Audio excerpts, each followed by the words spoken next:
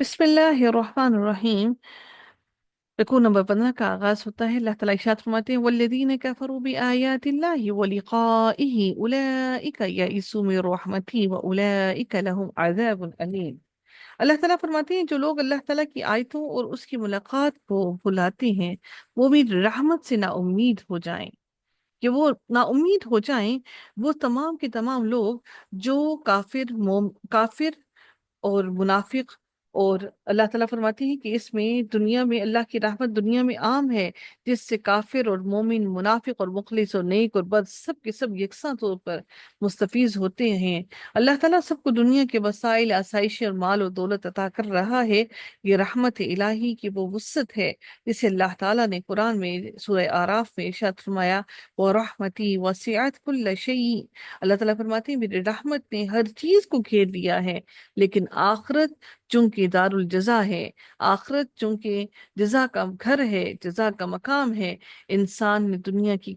کی کھیتی میں جو کچھ بویا ہوگا اسی کی فصل اسے وہاں کاٹنی ہوگی، جیسے عمل کیے ہوں گے اسی کی جزا اسے وہاں ملے گی۔ اللہ تعالیٰ کی بارگاہ کے اندر تمام کے تمام فیصلے ہوں گے دنیا کی طرح۔ اگر آخرت میں بھی نیک اور بد کے ساتھ یکساں سلوک ہو اور مومن اور کافر دونوں ہی رحمت الہی کے مستحق قرار پائیں، تو اس سے یہ ایک تو اللہ تعالیٰ کی صفت عدل پر حرف آتا ہے، یعنی یہ سوال اٹھتا ہے کہ اللہ تعالیٰ دونوں پر رحمت کیسے ایک جیسی کر سکتا ہے، اور دوسرے قیامت کا اصل مقصد ہی ختم ہو جائے اگر سب کو اللہ تعالیٰ اپنی رحمت سے قیامت والے دن گھیر لے، سب پر اپنی رحمت کر دے۔ اس لیے اللہ تعالیٰ نے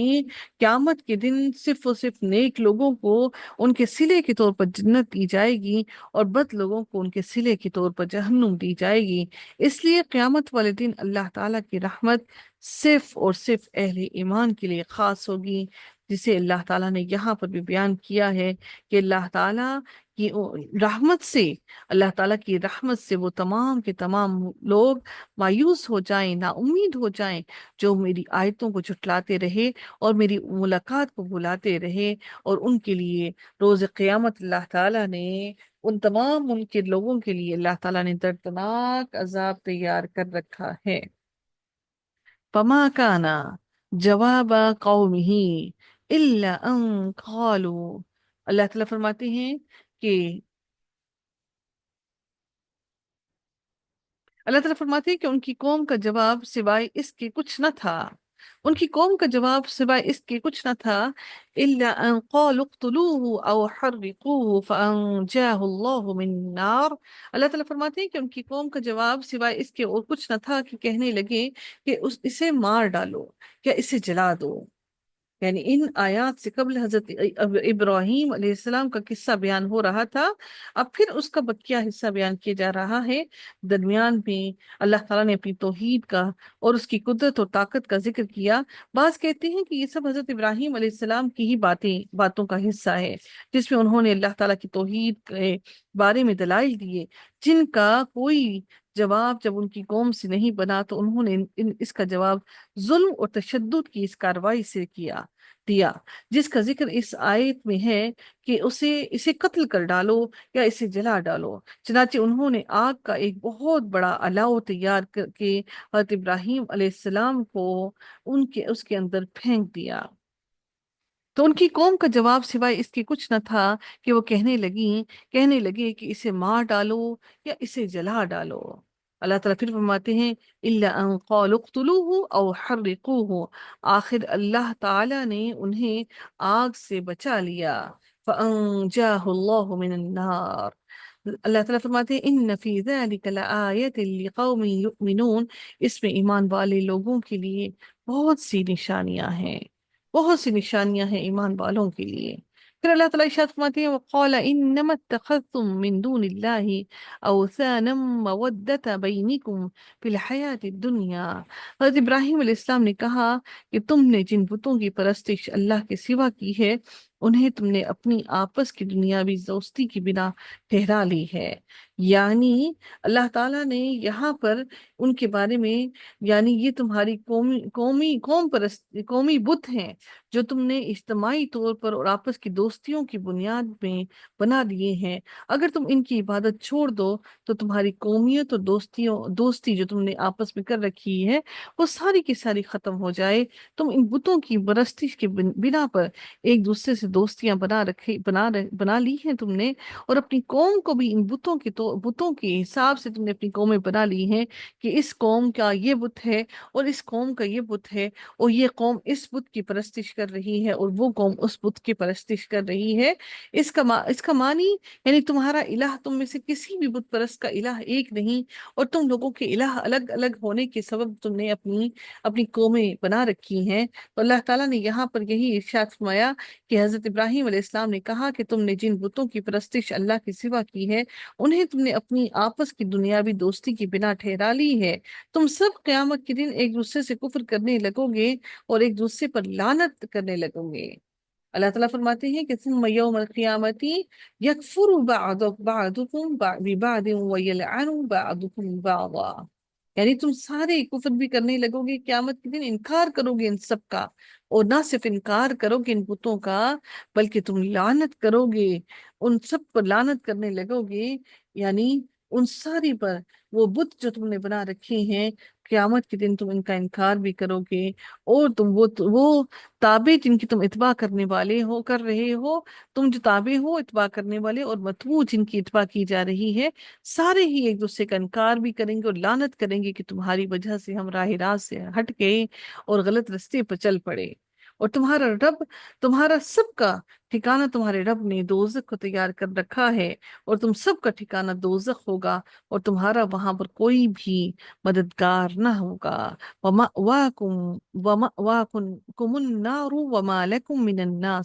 نَّاصِرِينَ، کہ تم میں سے کسی کا بھی کوئی مددگار نہ ہوگا جو تمہیں روز قیامت جہنم کی آگ سے بچا سکے۔ ابھی تم حضرت ابراہیم علیہ السلام کو جلانے کے در پہ ہو، اللہ تعالیٰ نے انہیں آگ سے بچا لیا، لیکن تمہیں اس آگ سے کوئی بچانے والا ہرگز نہیں۔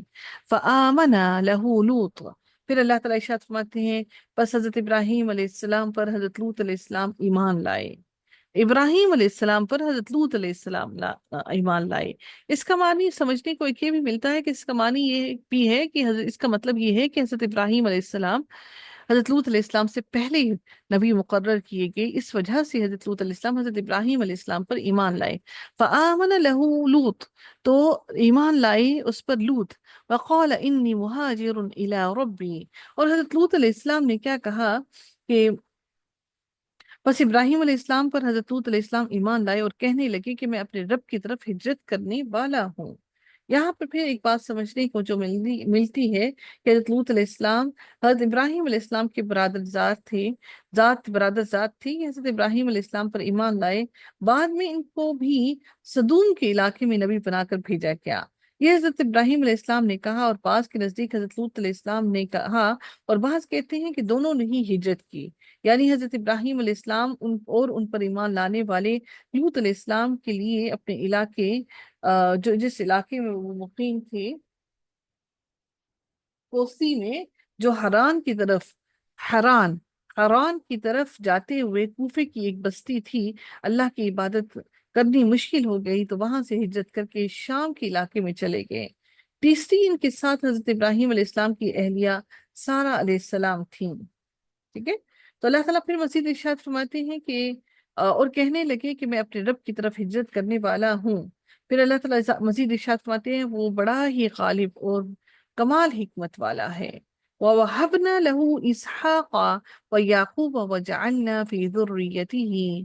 پھر اللہ تعالیٰ ارشاد فرماتے ہیں وَوَهَبْنَا لَهُ إِسْحَاقَ وَيَعْقُوبَ وَجَعَلْنَا فِي ذُرِّيَّتِهِ النُّبُوَّةَ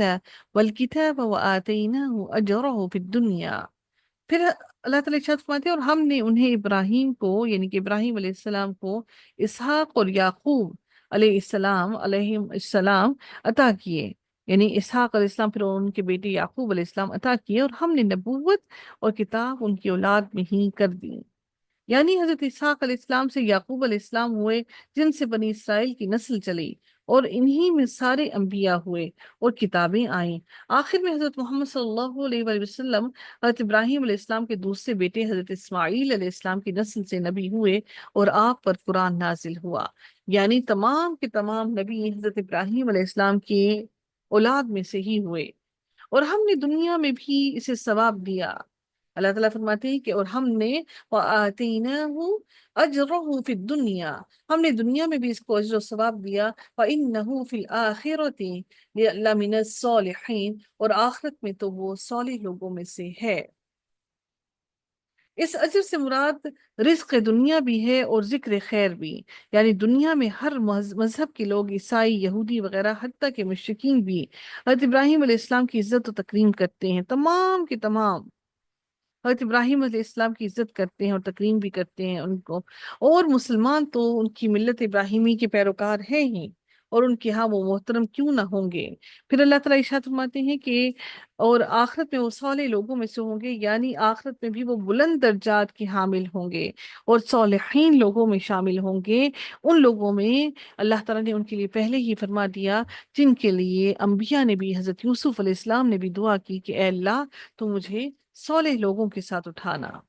وَلُوطًا إِذْ قَالَ لِقَوْمِهِ إِنَّكُمْ لَتَأْتُونَ الْفَاحِشَةَ مَا سَبَقَكُمْ بِهَا مِنْ أَحَدٍ مِّنَ الْعَالَمِينَ۔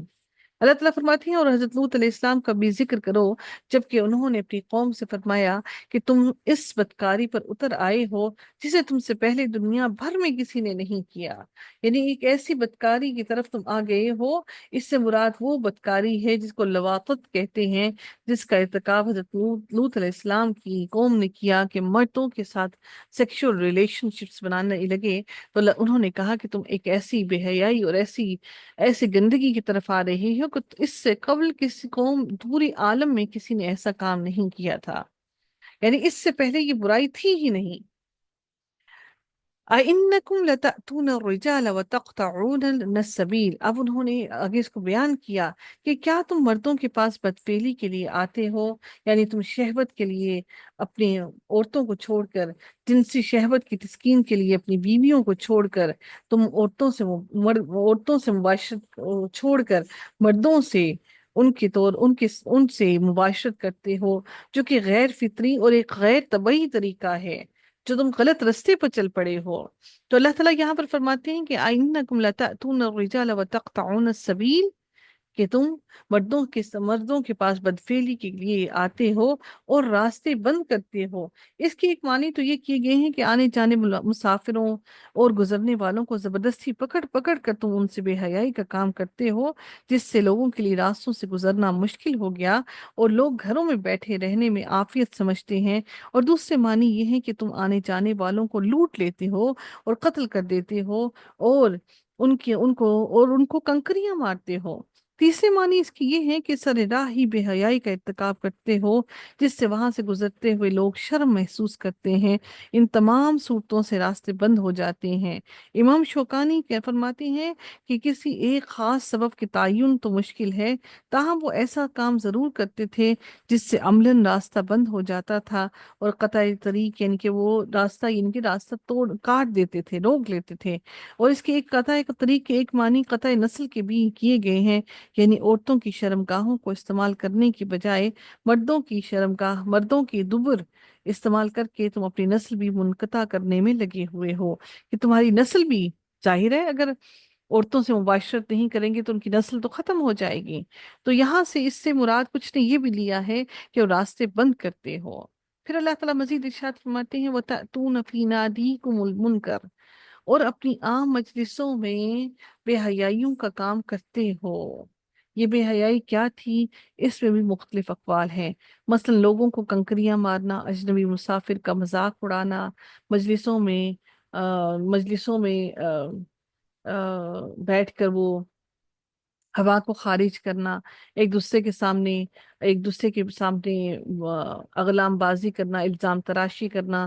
شطرنج وغیرہ کھیلنا، اور اس قسم کی تمام کے تمام کام کرنا، رنگے ہوئے کپڑے پہننا وغیرہ وغیرہ، یہ سارے کے سارے کام وہ ان کی قوم کیا کرتی تھی۔ تو اللہ تعالیٰ پھر ارشاد فرماتے ہیں کہ تم مجلسوں میں بیٹھ کر بے حیائیوں کا کام کرتے ہو۔ اس کے جواب میں اس کی قوم نے سوائے اس کے اور کچھ نہیں کہا کہ بس جا، اگر سچا ہے تو ہمارے پاس اللہ تعالیٰ کا عذاب لے آ۔ وہ اتنے منکر تھے کہ انہوں نے اس کے بعد صرف یہی جواب دیا، فما كان جواب قومه الا ان قالوا ائتنا بعذاب الله ان كنت من الصادقين۔ بس کر دے، اب ان کے پاس سوائے اس چیز کی کوئی جواب نہ تھا کہ جا اور آج وہ عذاب لے آ جو تو ہمیں جس سے ڈرا رہا ہے۔ قال رب انصرنی علی قوم المفسدین، انہوں نے کہا کہ رب انصرنی، اے میرے رب میری مدد فرما اس مفسد قوم پر۔ حضرت لوط علیہ السلام نے پھر اللہ تعالیٰ سے مدد کی دعا کی، اور پھر رب کائنات نے ان کو مدد دی اور تمام کی تمام آل لوط کو تباہ کر دیا، سب کے سب کو ختم کر دیا۔ وآخر دعوانا ان الحمد للہ رب العالمین، صلی اللہ تعالی علی خیرہ خلقہ اجمعین برحمتک یا ارحم الراحمین۔ سبحانک اللہم وبحمدک، نشہد ان لا الہ الا انت، نستغفرک ونتوب الیک۔ السلام علیکم ورحمۃ اللہ وبرکاتہ۔